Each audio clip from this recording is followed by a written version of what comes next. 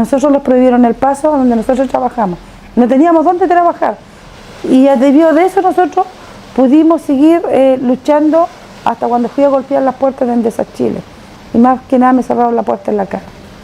Me dijeron que eso era todo de ellos, que ellos tenían concesionado y que ellos no se hacían cargo de nada porque el gobierno le había otorgado todo ese derecho a ellos.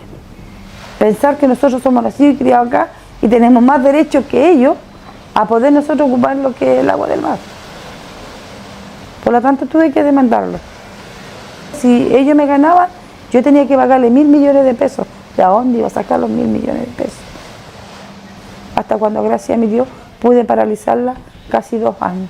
Y estuve a un paso, solamente a un paso, de clausurar Bocamina 1 y Bocamina 2.